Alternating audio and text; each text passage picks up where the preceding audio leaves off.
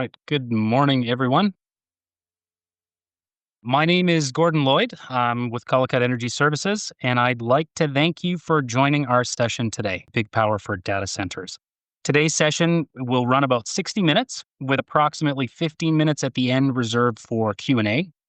Across North America, grid constraints are becoming one of the biggest obstacles to data center expansion. Developers are waiting years for interconnection, while power prices, ramp rate requirements, and emission expectations continue to rise.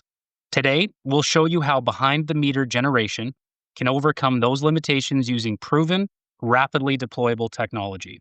Our focus is on the Rolls-Royce MTU 20V4000 generator system, a high-speed natural gas engine platform that delivers efficient, reliable, and sustainable power for data centers of any scale. Today, we'll explore the rapid growth in data center power demand and why grid dependency is no longer reliable, a comparison of gas turbine and reciprocating engine technologies, the design flexibility of modular power blocks from 50 megawatts up to 500 megawatts, and financial and sustainability benefits that improve total cost of ownership. During our presentation, please post your questions anytime in the chat or the Q&A, and if it's appropriate, we'll address it during our live presentation.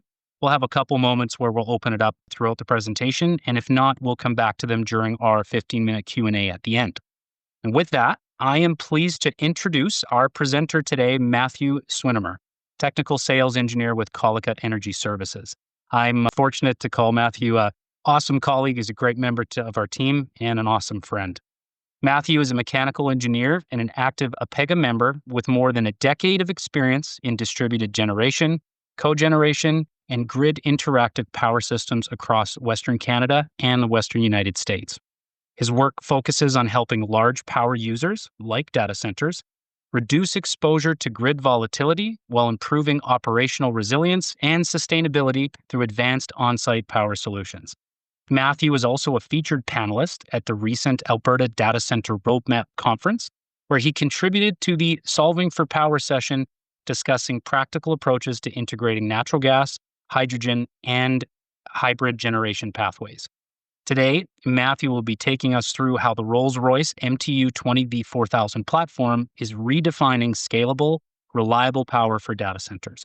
Please join me in welcoming Matthew. Over to you. Thank you, Gordon. I just want to thank you, Gordon, first of all, for the incredibly warm welcome intro. I did make sure to add his QR code here if you ever want to connect. We have some fun, Gordon and I. We jokingly call ourselves the gingers of generators. It's a privilege to work with you, Gordon. Thank you very much for the incredible intro. As Gordon mentioned, we love Q&A. Typically, when we do these types of presentations, we typically have a very interactive type of discussion. However, with it being a virtual presentation, that's a little bit more difficult. And then with the number of individuals on the line, that makes it difficult. But please do pose your questions. I have given Gordon permission to interrupt me if there's really good questions. So the better the question, the more likely we'll get it answered. There's a few opportunities where we can discuss questions throughout the presentation. And we have allotted as much as 15, potentially even more minutes at the end of this presentation. Gordon mentioned that it's probably going to be about an hour of conversation with 15 minutes at the end. I want to being a sales guy, I got to hit you with the opportunity right off the bat. If anything that we present here in this presentation, you go, I'd love to get more information on that, or I would love to have this done for my data center or my facility, we'd love to give you a custom report presentation for your presentation. And all it just requires is a few little inputs from you, and we'd be happy to develop a similar presentation specifically for your particular application. You can reach me. There's my contact details there. I'll have it at the end. And we love to do lunch and learns or virtual meetings, whether that's virtual or in person. I also just want to thank all of the individuals who've been involved in helping develop this presentation. It really has been a collaborative effort. And I just wanted to highlight some of the people right off the bat. I want to thank Team MTU Rolls-Royce, the team so Casey, Curtis, Aaron, Max, Giuseppe, and Miguel. It's been very strategic in helping put this together. I want to thank everyone on our side. So Jessica, who is the person who made this work. So thank you so much. Gordon, I mentioned already, Dave, Anton, Belinda, and Paul, who have all contributed. I also want to thank Vlad Ojagov of the Western Canadian Data Center Alliance, who's helped curate a lot of this information and bring a lot of it together. We'll get into this later on, but Michelle Chartier was an incredible asset in really understanding how data center loading works. want to thank one of our clients, Energy Haven, for a lot of the information that they've supported us with. And if you ever want to chat with a very innovative data center developer, power developer, definitely want to chat with those guys. I want to thank Robert McEnroth for the development of some of our cost estimates, specifically in comparison to turbines. For those that are on the call, we'll have Canadians and Americans. For reference, I will be calling turbines, which we call in Canada turbines. And I've tried to have most of my units in feet and in imperial units, but you might catch me. I did do my education in metric, so I lean towards metric. And then also, I finally want to thank Focus Power Systems, Eric Alaba, for some of the incredible GAs and site layouts that we will see throughout this presentation. Okay, so why are we talking about big power today? We're talking about big power because the rapid increase in power demand is staggering. I was at a recent roundtable event where Paul Miller, our president at Collicut, made the incredible comment that here in Alberta, which is where I'm based, Alberta, Canada, we have approximately 12 gigawatts of interconnected load. 12 gigawatts, it's taken 80 years to build 12 gigawatts of load. And here in Alberta, on the interconnection queue, there is 20 gigawatts of data center applications. So what has taken 80 years to build? We are talking about grid demand that's twice that being needed in the next few years. Now, realistically, not all of those projects are going to be developed, but nonetheless, we are seeing rapid deployment of rapid increase in demand in areas where previously there had been flat, if not declining, power generation requirements. This is straining the grid. And so today we are going to talk about how the MTU Rolls-Royce 20V4000 lineup can be an economically feasible option for behind the meter generation. And I'll get into that phrase. You're going to hear it a lot today, is behind the meter generation. It could be very reliable and in large volumes, equally reliable to other technologies, and in some areas of the continent, even more reliable than some of the grid supply. Ramp rate resilience. This is a phrase that we've developed as part of this presentation, but the engines in large volumes can sustain consistent load volatility that we're seeing in these types of data centers and with less power conditioning requirements. Availability. Engines have the unique capability of being built and deployed in low lead times, especially when you consider the modularity of the application. Space efficient. Many people talk about how if you're going to build a power plant, you build one large unit. Makes sense. It's very conventional. But we're going to show in this presentation how similar amounts of power generation can be deployed in similar real estate. Minimal derating. Engines have the unique capacity to be less impacted by temperature and elevation and sometimes fuel quality with minimal derates. Engines are designed, especially the MTU Rolls-Royce solution is designed for high start-stop frequencies and as much as greater than 500 start-stops per year without really any degradation to engine life and minimal OpEx impacts.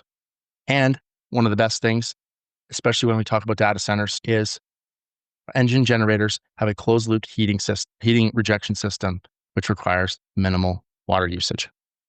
Okay, so let's get into the agenda for today. I'm going to do a quick little intro to Collicut. I'm going to do a quick overview of the power demand that we've already talked about. Then we're going to do a technology comparison that Gordon referred to.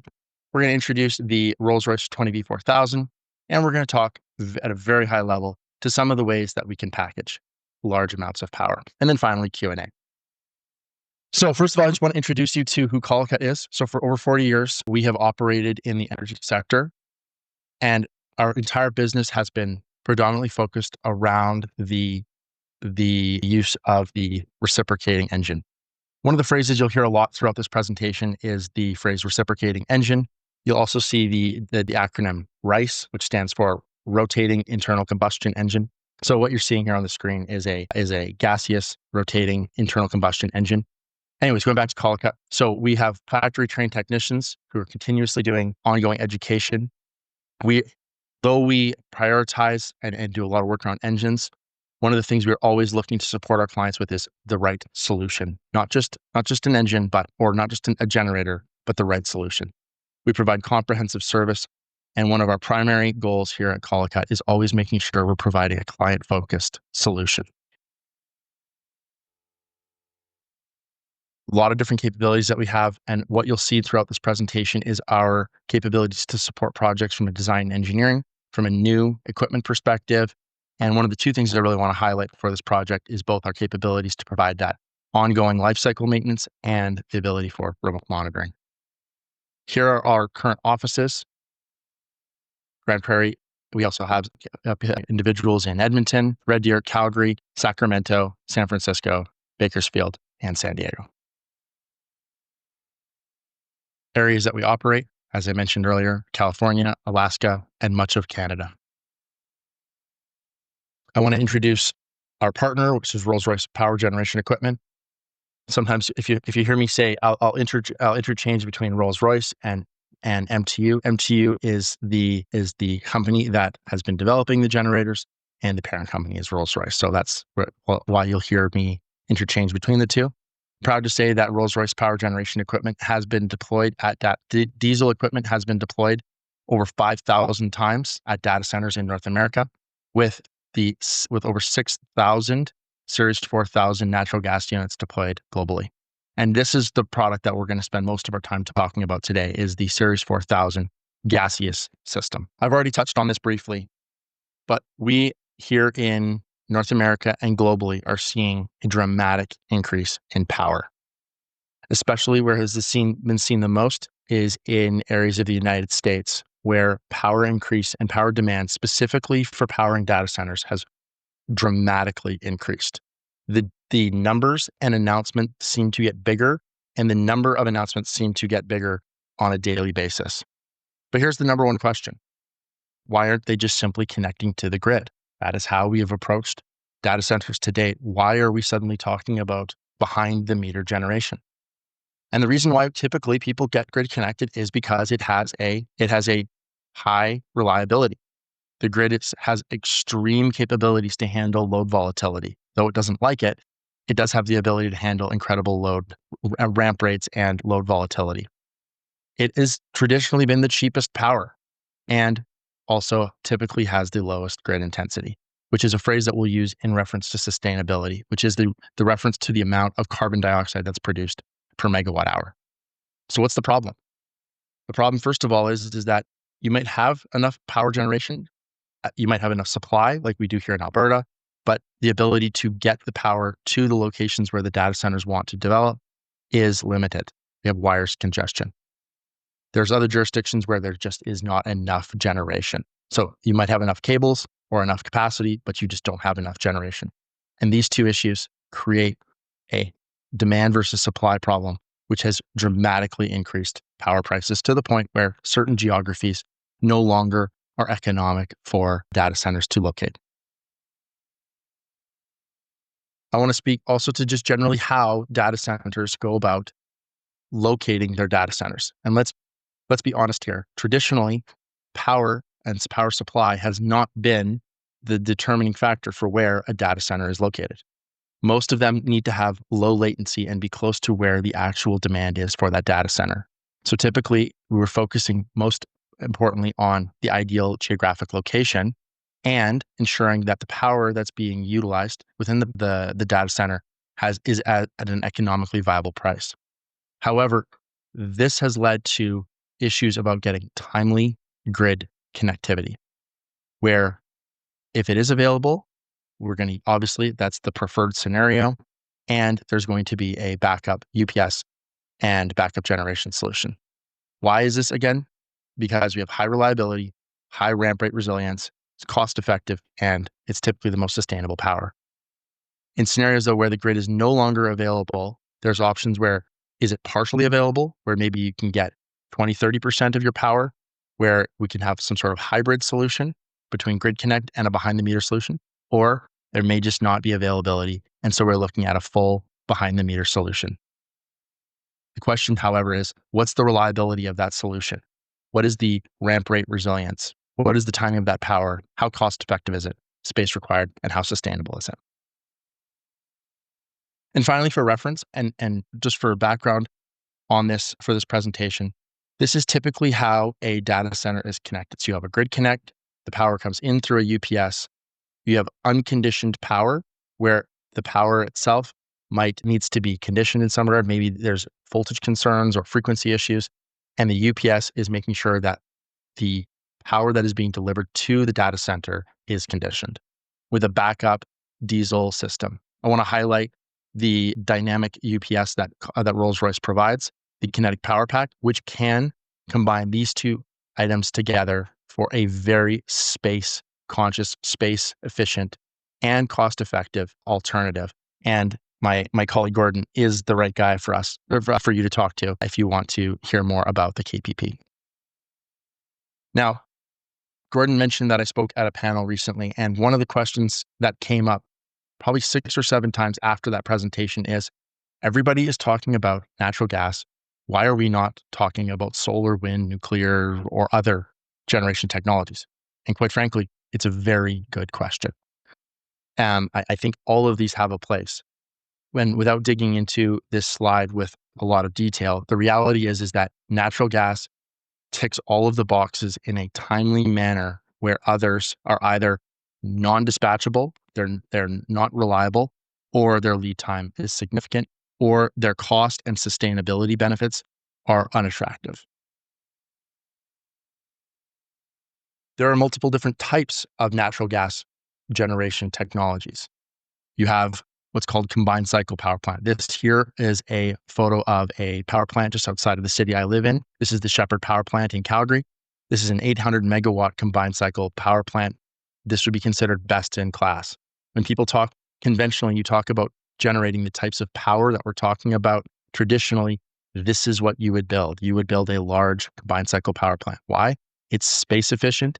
It's carbon efficient. It's the best in class when it comes to natural gas generation. However, when it comes to needing something that's a little bit more agile, but large amounts of power, we'll develop a simple cycle power plant, which is a aeroderivative turbine by itself. This is the Crossfield Energy Center just outside of Calgary as well. This is 3, I think they're LM6000s, 50 megawatt turbines. And the carbon output is a little bit higher because the fuel efficiency is lower than a combined cycle. However, tremendous amount of power deployed in a relatively small area. Then we get into what's called medium speed engines. I've had a lot of fun having conversations with people who are turbine experts, and then I talk about medium speeds where it's 900 RPM. They go, "That's not medium speed. That's really slow." But in the engine world, we call this medium speed engines, which can go up to 20 megawatts.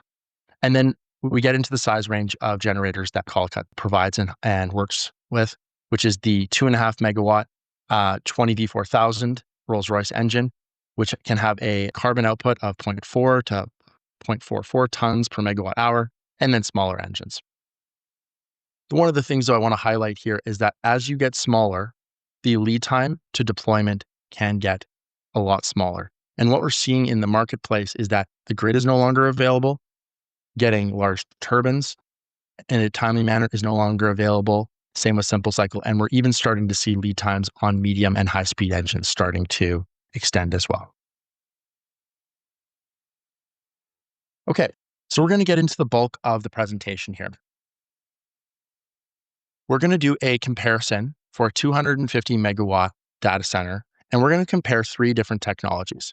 The case study would be for a hypothetical 250 megawatt data center that has no grid connect, so it's an islanded system.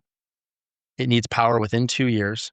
It requires an uptime and power availability of 99.9% reliability. Industry calls this 3 nines. The power price is economic at $90 or 9 cents. So US, and the equipment is based on new equipment. We're going to compare the reliability of such systems. We're going to compare the ramp rate resiliency, the lead time and deployment, economic viability, and we're going to touch on space requirements. And the 3 technologies that we're going to compare against each other are a generic 50 megawatt simple cycle turbine, a generic medium speed 20 megawatt engine, and our 20 V4000 2.5 megawatt unit.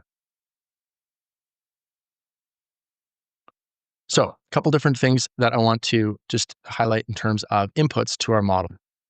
So while different turbines are capable of handling different load steps, for the model, what we've done here is we've limited the minimum that a generator can run. Actually, we've set it lower than this in our model, but typically turbines like to be loaded much higher than this because of fuel efficiency. Medium speed engines and high speed engines can run lower than this, but again, in the model, we've limited it to 50%. And this allows us to ensure that we're staying within the fuel range that are posted for these data sheets. One thing you'll know right off the bat is that as as the load factor or turn down rate is reduced, you'll see that the fuel consumption per megawatt dramatically increases on turbines, whereas on engines, you see that there's a relative increase in fuel consumption, but not as dramatic as turbines. And you'll see that in some of the calculations we show. I want to talk about load step capability. While all three of these engines are capable of handling probably higher load steps, we've limited in the model our design to 10% for continuous operation, 15 and 20%, because though we can ramp fast, all three of these units typically like to run at as close to full 100% loaded and consistently at that. And you'll see why this is important later on. Finally, electrical efficiency. Simple cycle turbines can achieve at a lower heating value at fully loaded up to 40%, medium speed up to 50. And I want to highlight two different configurations for our Rolls-Royce engines, which is at 1 gram per brake horsepower, which is 500 milligrams per nominalized cubic meter, NOx, should have that there, NOx, we can produce 43.6% electrical efficiency. And if we go up to 800 milligrams, we can get up to 44.1%. And these are at 60 hertz. Okay, so we're going to talk first of all about reliability. And before we get into reliability, I want to spend a bit of time explaining reliability, because this is a topic that a lot of people maybe don't understand to the level that is needed to be able to really evaluate what does it mean when someone says 3 nines or 5 9 reliability. So first of all, I want to talk about the reliability of a single unit. And though we're talking about power generation, this could be in reflection of any sort of product. So single unit reliability is measured by the total time that it's available. So total time minus the downtime over the total time. So for this case, if we assume that this engine is going to require approximately 500 hours of service or downtime per year, we have 8760, which is the number of hours in a year. I was going to say an average year. Average years have the same amount. I guess you'll leap here. Anyways, 8760 minus 500 hours over the total number of hours, the reliability of a single unit, so the single unit reliability is 94%. Pretty straightforward. That calculation can be used for pretty much any single unit reliability calculation. Where this gets tremendously more complicated, and for those of you that are terrified by equations, I purposely made this equation look scary. I'm kidding. A total system reliability is a statistical calculation that requires a much more complex approach to calculating it. And what I'm going to do is, for the sake of just making sure we're all on the same page here, I'm going to really quickly do some explanation on how this works. So a total system reliability, our total, is ultimately a function, of the reliability of a single unit. This is what's very important to know, is that the higher the reliability, obviously, the higher the total. But what you're going to see is that as we sum the number of iterations of additional equipment that meets the requirement, as you add more equipment, this process is iterated over and over, and you get to a higher number. Let me explain that. Ignore generators. Let's just assume we have a situation where you have some fictitious 10 units installed of something. So we're going to need to calculate what is the percentage of time, or what's the system reliability where 8 units are available, where the R single is 90%. So 8 units are needed. We have 10 units installed. Single unit reliability is 90. What is the total system reliability? And so how this is done is we need to calculate the likelihood that exactly 8 units are running, because we're going to iterate this process between 8 and 10. So exactly 8, exactly 9, and exactly 10. And how we calculate exactly 8 is we are going to take the binomial coefficient, so the number of ways to choose K working in a total number of units. So there are 45 combinations, where exactly 8 units can run. We're going to multiply that by the single unit reliability to the power of K, which is in this scenario, it's 8, multiplied by 1 minus its reliability to the power of 10 minus 2. So the reliability, or the likelihood of 8 units running exactly 8, is 19.37%. Exactly 9, I'm not going to go through this again, is 38.74%. Exactly 10 is 34.87%. So when you aggregate and you add all of that up, what we're achieving here is a total reliability where single reliability is 90%, but because we now have 10 units require 8, the total reliability is 92.98%. I know I'm getting into the details here. There's a really important reason why we're doing this. Is because when we talk about reliability, just because I have 100 units for 250 megawatts, the statistical system reliability is 0, which isn't very good. Albeit that makes a lot of sense, because if you only have 100 units and you need 250 megawatts consistently, we know that you're going to need to do an oil change or spark plug replacement or some sort of service work on each of these engines throughout the year. So it makes sense that one of these units is going to be down at one time, meaning that our reliability to provide 250 megawatts is absolutely 0. That's why we get around that. We are able to increase our reliability by adding additional units. And what you'll know very quickly is that the total increases very quickly. So by adding 1 unit, our system reliability increases to 1.4, but by going up to 10 units, we're up to 93.4.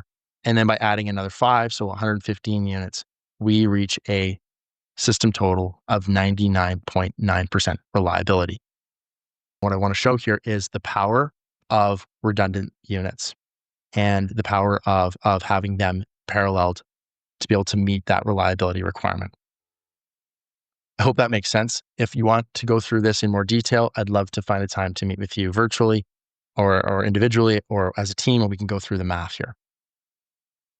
So I want to compare, now that we understand the difference between single unit reliability and total system reliability, let's get into how large turbines, 50 megawatt turbines, medium speed engines, and high speed engines work together to achieve that 99.9% reliability.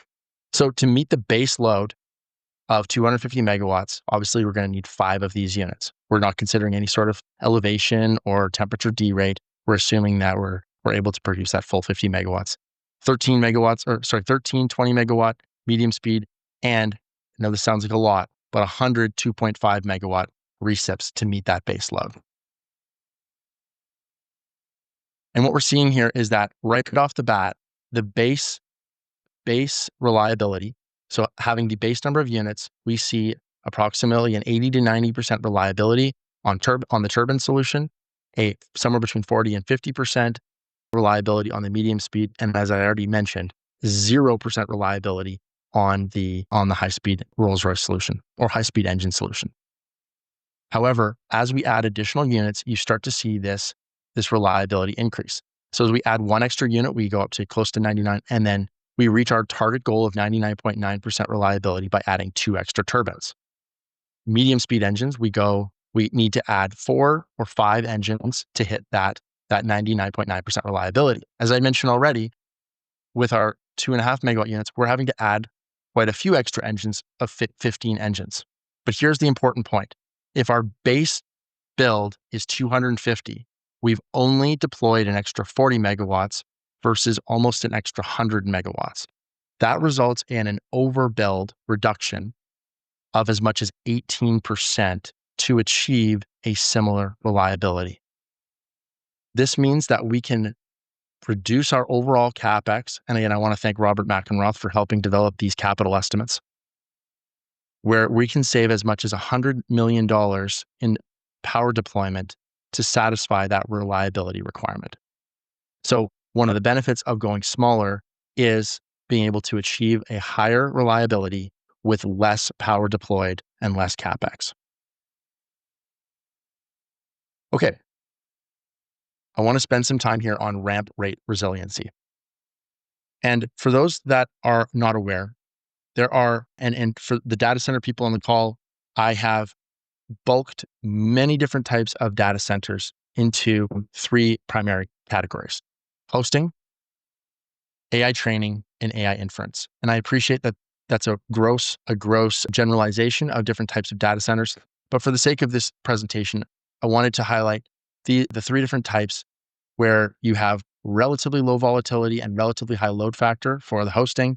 AI training can be high load factor, but for short periods of time, where there's other large amounts of time where the power or the data center is not running near full load. And this is where we're training models. And the AI inference data centers are where the trained models are being actively deployed. So, when I used ChatGPT to figure out certain aspects of how to respond to certain questions to this presentation, I was leveraging an AI inference data center. However, the big thing I want to highlight here is that there can be 30 to 70% transient or load steps intra-minute.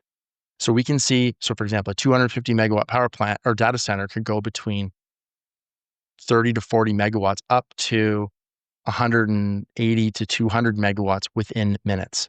This is what we talk about as a ramp rate. That ramp rate of load volatility is going to be very hard for a behind the meter application to be able to respond to.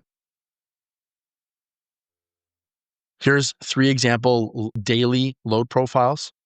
These are just examples, but we have the hosting a load profile.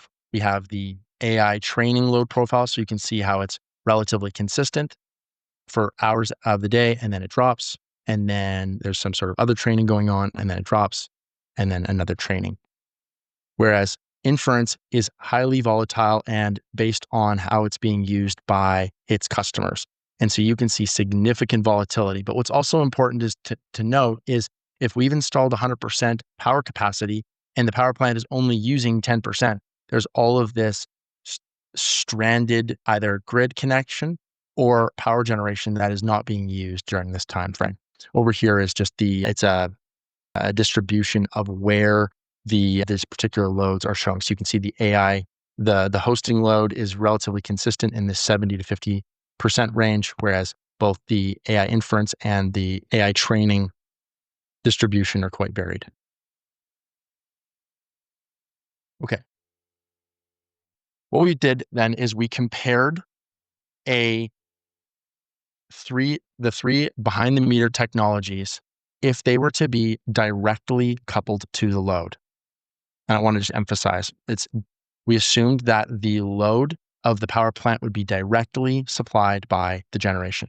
And many people on the call will be saying you wouldn't do that. We'll get into that here in a second. And what we did was for the hosting load profile, we ran the turbine power plant with one extra generator, medium speed with one extra generator, and the Rolls-Royce 2.5 megawatt with an extra 5 generators, so that if we were to lose one, we had that extra reliability. However, what that meant is that we were running in an average turndown rate of 67, 84, and 92%. This ultimately impacts our fuel efficiency. And what you can see here is that and I mentioned this earlier, we limited the load steps to 10% just for ongoing operation, 15 to 20%. But the thing I wanted to point out here is that we had zero load exceedances. So the turbine plant, the medium speed and the Rolls-Royce solutions were able to handle the immediate load volatility of a hosting solution or a hosting load. When we get into the AI training load profile, what you start to see, these purple lines, these are load exceedances, where the power plant directly coupled to the load is not capable of handling either the inrush current or capable of handling the load decrease. And as a result, to protect the power plant, it would trip off. So in this average scenario, in this one day, you'd have 100 situations where the power plant would be turning off. Not exactly very practical. However, and even the reciprocating engines and the medium speeds also struggled. Where we also saw the same problem was on AI inference. And the point I'm trying to make here is that directly coupled, no power plant would ever be able to match the load or be able to meet the load volatility of these data centers. However, what I do want to point out is that because we have a higher number of units, what we're able to achieve is a higher overall load profile on the engines, which does give us greater load swing capability, and we're able to achieve a higher fuel efficiency and a lower overall plant utilization. They effectively have less equipment spinning of the overall plant. This will ultimately impact our economics that we'll show you later on. So we've talked about this concept of directly coupling. And in normal power infrastructure strategy, we've already talked about this slide. What you've seen is a load being conditioned by the grid. But what we're seeing here is a load profile that the generator can't handle. And so what you're seeing here is the generator can handle it up to here, but then there's such a large load swing here, or I guess it was this load here, that the generator has to turn off because it just can't handle this load swing. Same here, and then same here. And so these would be moments where we would trip the power plant off. Solutions to that, what we do traditionally, and what a lot of people are talking about doing, is actually now it's the opposite way. Instead of protecting the data center from unconditioned power from the grid, we're actually needing to protect the power plant from the volatile load. And a special thanks to Michelle Chartier from WSP, who helped around this discussion, where ultimately what we need to do is use a battery to be able to handle these instantaneous load swings to ultimately smooth out this load profile for the power plant. So what we were able to do is we were able to take that previously directly coupled power plant to the natural gas, or sorry, to the data center. And by adding a 50 megawatt BESS, we were able to dramatically reduce the amount of load exceedances on all three scenarios. But most importantly, now what you're seeing is a average load on our engines versus other scenarios, almost 100%. And that's because we're able to run these units much closer. And the reason why these units are a little bit lower is because we're having to provide that extra power to the batteries to be able to respond to those swings. For the AI inference load profile, which again is much more volatile, we had to increase the battery even higher to 100 megawatts so that we were able to handle that extreme load volatility. Okay. I want to get into lead time. And this is less of a comparison. It's more of just a statement around the faster that you're able to deploy equipment, the faster obviously you're able to get to first power and you're able to get to first use of that data center. But one of the benefits of modular power and using smaller engines is we can rapidly deploy equipment and have it deployed as quick as 13 months with increasing immediate redundancy. So what you're seeing here, this is total power deployed, and in blue is the amount of power that we can achieve with that 99% reliability that we showed you how we calculated. What this ultimately means is that we're also able to stage the deployment of capital. So instead of having to deploy all of the capital right at the beginning, we are actually able to stage that capital over a much longer time frame, achieve first revenue much quicker, and ultimately improve the financial metrics of this power plant. So, comparison 4. So now, with all of the information that we've developed so far, we now are going to look at the economic viability of a power plant for the 3 different load profiles, utilizing the reliable solution that we put together, which was the 7 turbines, I believe it's 18 medium speed engines, and the 115 M2 2.5 megawatt Rolls-Royce units. And what we were able to show is by first of all, being able to deploy equipment quicker, we were able to achieve first power quicker. We were also able to, in comparison to turbines, reduce our fuel consumption overall. Now, one thing you will note is turbines will have the highest fuel consumption, and that's just purely because they're going to be ran in a lower overall turn down rate, which increases their fuel consumption. However, they do also have the lowest maintenance cost, and I do want to highlight that. But also they have the highest capital deployment due to that overbuild that we had talked about. Now, in this model I'm showing here, I intentionally did not include any financing costs. However, if you were to want to look at your unique financial cost of debt or cost of capital, we can definitely model that in a unique report for you.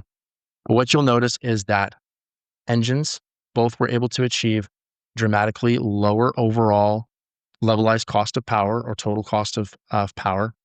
And the smaller recips are able to have a lower overall financing cost, lower CapEx cost, and achieve an overall higher IRR.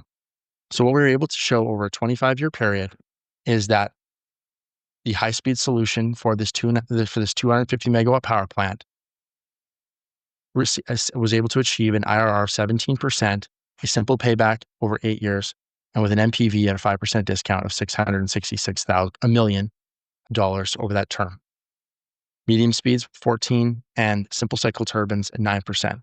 And the primary reason for a lot of the benefit was the speed of deployment and the benefit of first power. Now, that was for a hosting load data center. Now let's look at it for an AI training.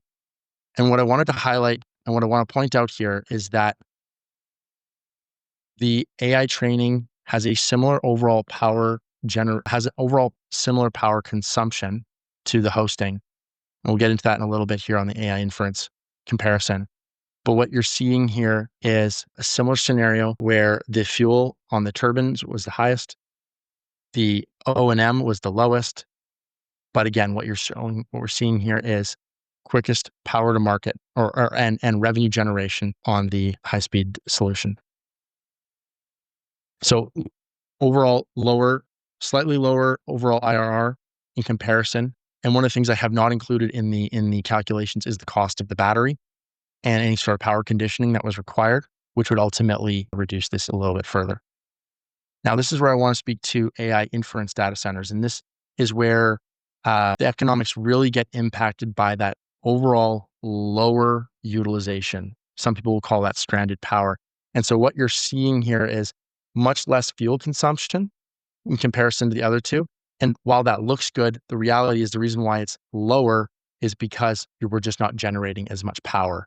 And because we're not generating as much power, but we've still deployed the same amount of capital, we really see an impact to our overall economics. So much lower rates of return, negative NPV at 5%, and very high simple payback.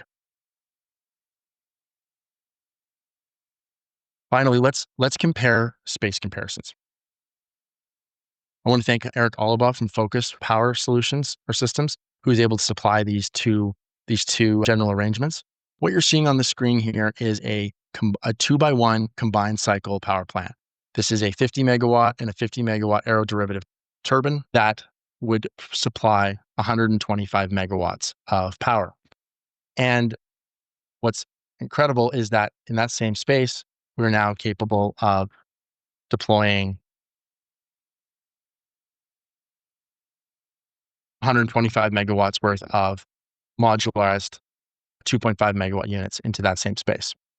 One other comment, though, is that while this is very space dense, if we don't have this level of space in one location on a property, it's hard to, or it'd be very difficult to separate this and put it at multiple locations on a single property. Whereas this can be we could take this section and move it to another part of the location. And we just need to make sure that we're able to electrically connect these units up to the main switchgear. Okay, so to summarize our technology comparison, we've been able to demonstrate that a high-speed reciprocating engine similar to the 20V4000 can be very quickly deployed. It's highly reliable with minimal overbuild, with potentially as much as an 18% reduction in comparison to other technologies.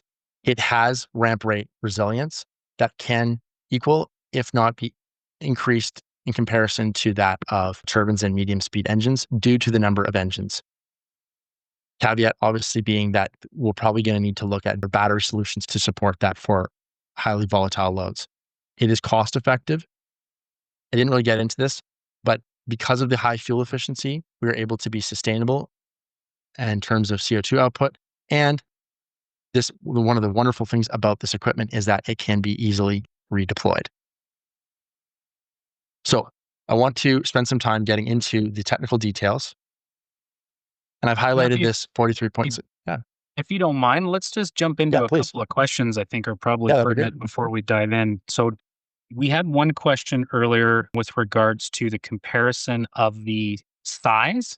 So Kyle had asked, what are the footprint, acreage, or square footage considerations between the three cases, between a turbine or turbine, the medium speed, and the high speed? And then the follow-up question when that one is, what are the OpEx considerations? And I know you covered that. So maybe if you could just maybe talk about the square footage, that would be a good start. Yeah. So Kyle, thanks for the question. Appreciate it. And as you can appreciate, different technologies, different size of turbines will definitely have different space requirements. And being not a technical expert on the turbines, I would recommend we have a conversation where we take that offline and chat with some of the turbine experts on the call. One of the things that you have to consider when you're building out a large turbine power plant is we're also talking about high pressure natural gas to supply that. So we're going to have large easements for the high pressure lines coming in and safety systems for that equally built. But I don't have a specific comparison. But what I do have later on in this presentation is some examples of what some of the larger power plants can look like in terms of size with recips. So while we're definitely going to have more density on the turbines, you're going to need much larger area around the engine, around the drivers, around the turbines for safety systems and for general fuel conditioning. On the medium speed engine side, again, there's some great individuals on this call that can speak to those. They're definitely going to be less units. They're more power dense, but the buildings are going to need to be a lot bigger and a lot taller to facilitate those very large engines.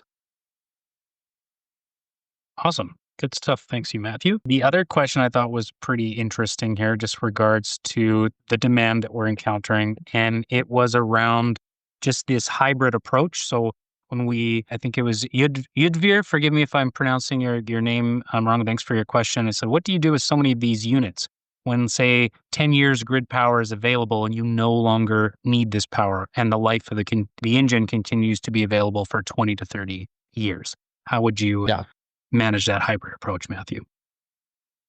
So I'm forgetting the individual's name, but there was a really interesting post I saw on LinkedIn that talked about stranded power, specifically due to the increase in power consumption of racks, where as the density of racks gets bigger and bigger, we're actually ending up in a situation where there's not enough cooling capacity for that data center for the amount of power generation. And one of the things that I'm going to jump ahead a little bit and show our 100 megawatt layout. So when we talk about grid connection, effectively what we're talking about is making this 100 megawatt power plant either redundant, unnecessary, or it could potentially become a grid support where it could become a peaker. So that's the first thing we could look at. But secondly, going back to that concept of stranded power, where the racks actually now outperform the cooling capabilities of that data center, what we could look at is simply removing these units. They're easily jack and rolled out of a facility. And this could now become additional data center processing capabilities with cooling capacity already installed on the building. So this could become an immediate capacity for increased data center processing at that building. Excellent. Good answer, Matthew. I think for now, we have a couple more questions, but I think we can save those to the end. If you would like to carry on with your presentation, feel free to do so. Thank you. Awesome. Well, guys, I just want to quickly jump into a little bit more information on the Rolls-Royce 2.5 megawatt 20V4000 engine. So what you're seeing here is a 20-cylinder V configuration. So there's two banks of pistons in a V shape. It's a lean burn, so it has less fuel. So versus rich burn will have a higher fuel consumption per air burned, and it's turbocharged and an auto cycle engine. This engine can run on natural gas, biogas, propane, and it is currently hydrogen enabled up to 20% with a roadmap up to 100%. Its electrical output is 2518 kilowatts at 60 hertz as per ISO 3046 conditions. I highlighted this just to highlight the difference in electrical efficiency with different NOx outputs.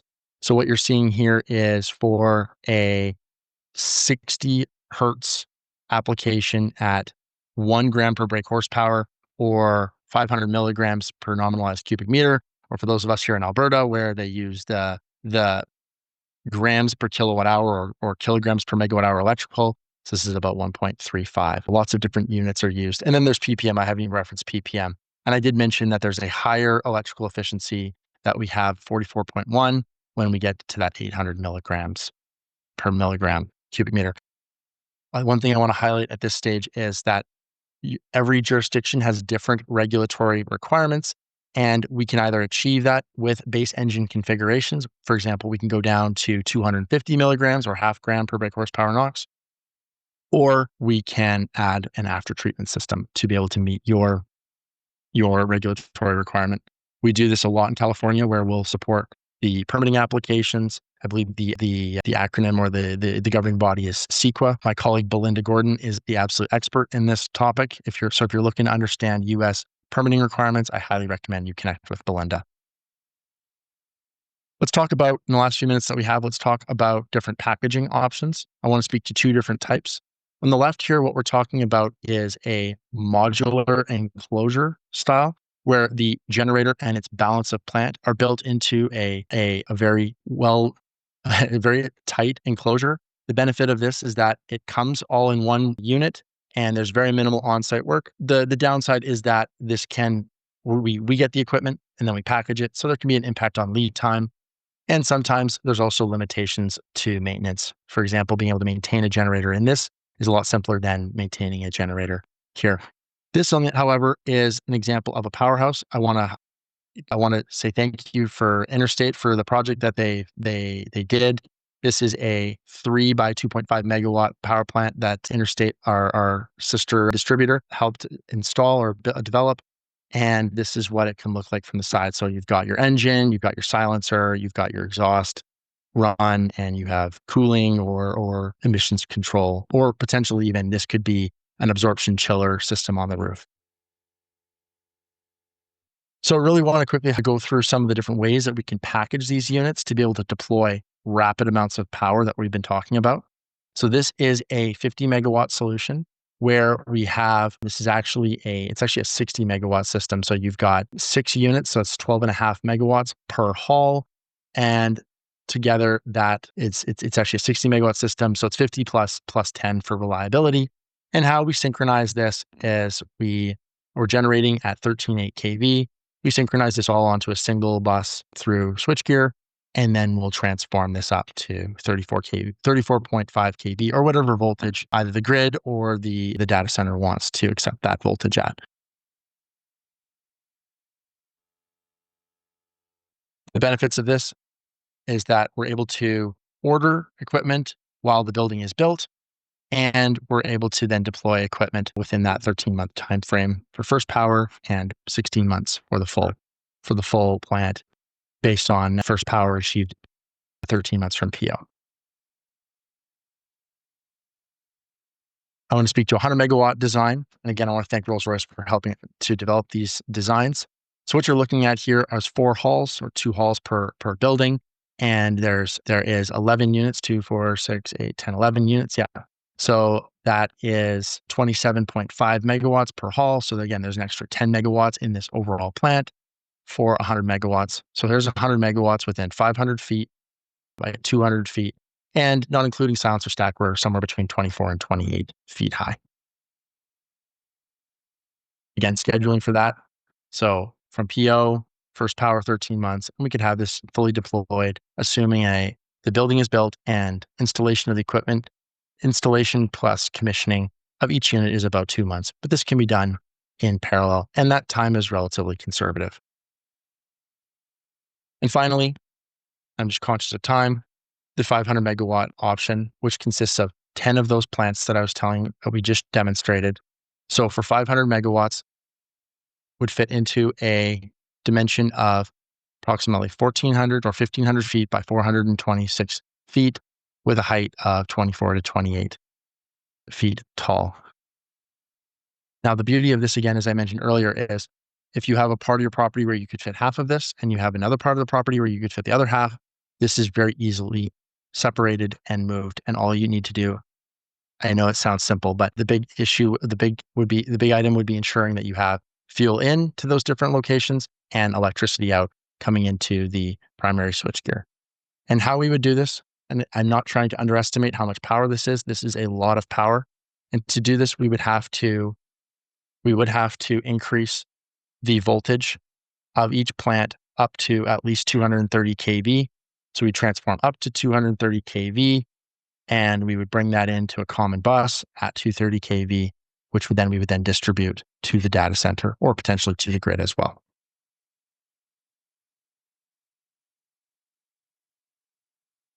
Okay, so we've hit the end of our presentation. I want to go back to our goals that we had established. So in this presentation, we showed how our Rolls-Royce 20V4000 2.5 megawatt solution can be economically feasible in comparison to other technologies, how it can achieve equal levels of reliability to other technologies using redundant units, how it is equal, if not more, ramp rate resilient due to the number of volumes and the ability for those engines to be loaded up and down very intelligently. Equipment can be available within less than a year, with power available as quickly as 13 months. It can be space efficient and incomparable to other technologies, with the ability for flexibility to be located around other locations on the property. Minimal derating, especially around temperature and elevation. We have limited elevation D rates up to, I believe it's 2,500 meters.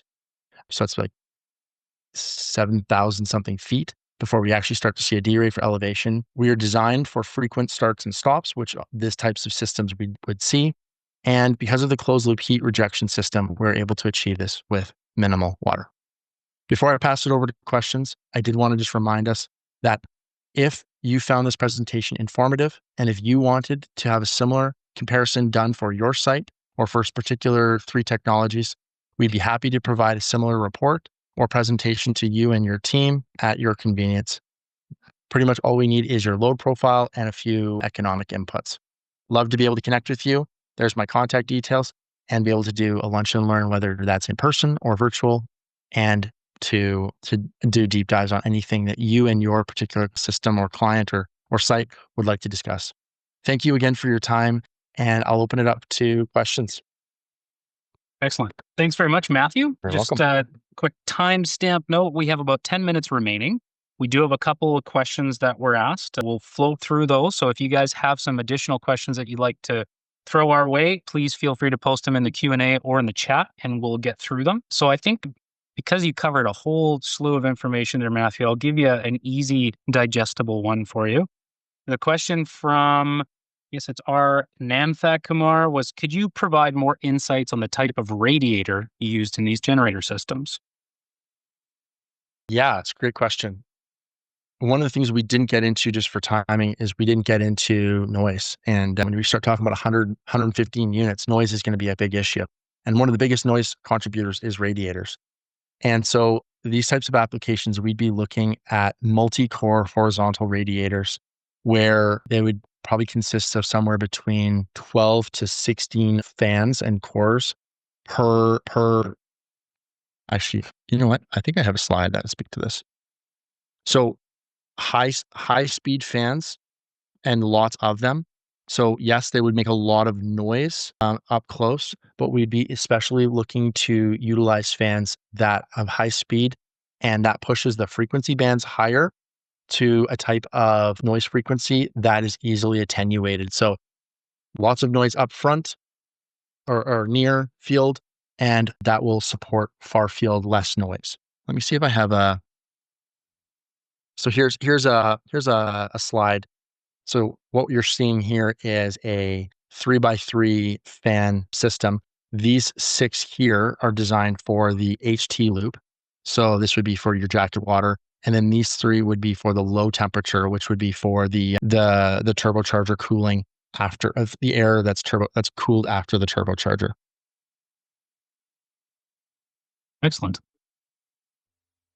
Thanks for that, Matthew. You're very welcome. In the name of sustainability and alternate fuel types, I wonder if you might spend just a moment talking about how hydrogen fuel could be integrated with this system. You know what? I was expecting that question. So let me actually just bring up some slides on this particular topic, because this is a really fascinating topic. And again, I want to thank Rolls-Royce for some of the slides that I've been able to present.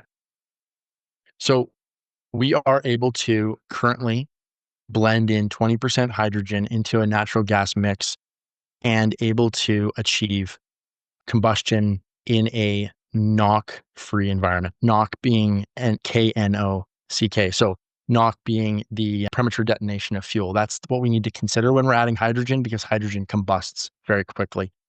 So what I wanted to show here is, this is probably a better slide, is that we're able to leverage fuel flexible. So whether that's a biogas that actually has low energy per cubic meter, or hydrogen, which has a very high energy per cubic meter.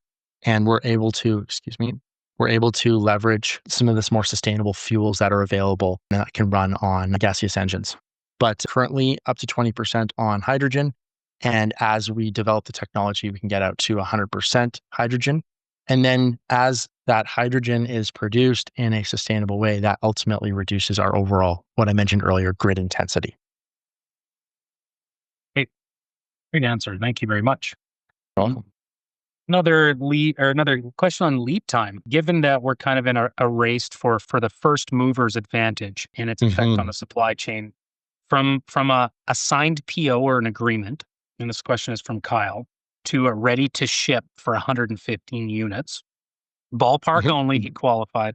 Can you just talk about the time to deployment from receipt of order to ready to ship, and then to the actual energization of the facility?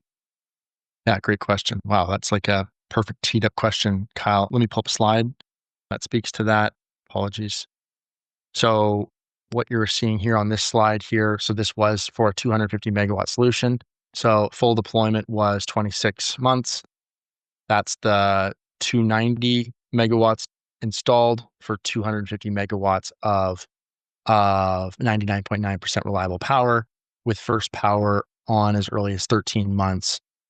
And with a full capital deployment over that 26-month period.